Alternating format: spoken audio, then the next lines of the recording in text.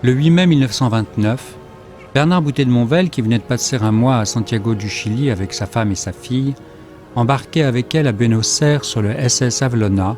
un des 5 paquebots de luxe de la Blue Star Line. Il rejoignait Londres pour rentrer à Paris. Durant la traversée, le couple se photographie à plusieurs reprises, notamment sur les premières marches d'une échelle de bord du liner, permettant l'accès par le pont promenade supérieur au pont des Canaux, d'où émergent 2 dorades laquées de noir et la monumentalité d'une des 2 cheminées peintes aux couleurs de la compagnie, sur un champ rouge surmonté d'une manchette noire, un disque blanc chargé d'une étoile d'azur. Déjà, en octobre 1927, Bernard Boutet de Monvel, qui se rendait alors du Havre à New York à bord du SS France, s'était montré fasciné par la beauté cubiste et surdimensionnée du paquebot de la Compagnie Générale Transatlantique. De son pont supérieur, il avait saisi à l'aide d'un simple Kodak Brownie portatif, au milieu des entrelacs des mâts et des haubans tendus par des poulies comme autant de droites lacérant le ciel, l'enfilade des cheminées, les manches à air rectilignes à la gueule béante et sombre, le jeu des portes et des hublots, le gouffre des coursives,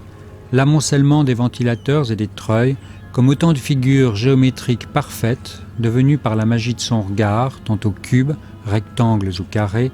tantôt cercles, disques, cylindres elliptiques sous-cintrés.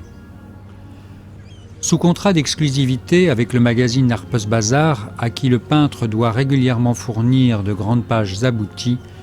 Bernard Boutet de Monvel, comme pour faire écho au tableau qu'il peignit un an plus tôt d'après une Assyrie des environs de Chicago, dont le musée d'art moderne du Centre Pompidou conserve aujourd'hui un exemplaire, choisit d'utiliser une des photographies prises par lui de sa femme et de sa fille lors de la traversée comme sujet principal du dessin qui devra paraître dans le numéro de septembre 1929. Toutefois, ce cliché, plus certainement réalisé par l'artiste pour la modernité de sa composition que pour l'affection qu'il porte à ses modèles,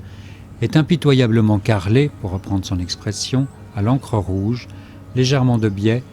de manière à en rétablir l'équilibre des masses autour du frêle poteau blanc fixé au bastingage, seul élément rigoureusement vertical de l'œuvre, avec, à gauche, le pilastre de rambarde de l'échelle et vestige d'une barrière devenue inutile aux yeux de l'artiste comme tant d'autres détails,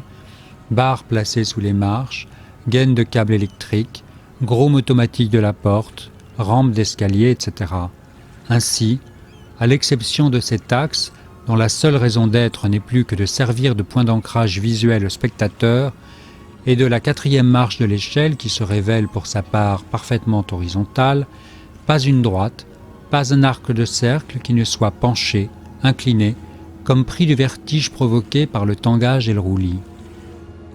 Chaque masse, à l'épure puissamment architecturée de lignes aussi essentielles qu'incisives, est alors modelée par Bernard Boutet de Monvel de petits traits juxtaposés, selon la technique employée par les primitifs italiens pour peindre à fresque, assurant à l'ensemble du dessin une perfection quasi mécanique, inhumaine et glacée. Cette même année 1929, l'artiste américain Charles Schiller, qui s'était vu commander à des fins commerciales des clichés photographiques du SS Majestic, peignait d'après l'un d'eux un tableau célébrant la déshumanisation d'un monde envahi par la machine qu'il baptisa Upper Deck. Cette œuvre, fondée comme le dessin de Bernard Boutet de Monvel sur l'omniprésence de la machine, sur la pureté géométrique d'une composition tendant vers l'abstraction et sur le réalisme quasi-photographique de sa représentation,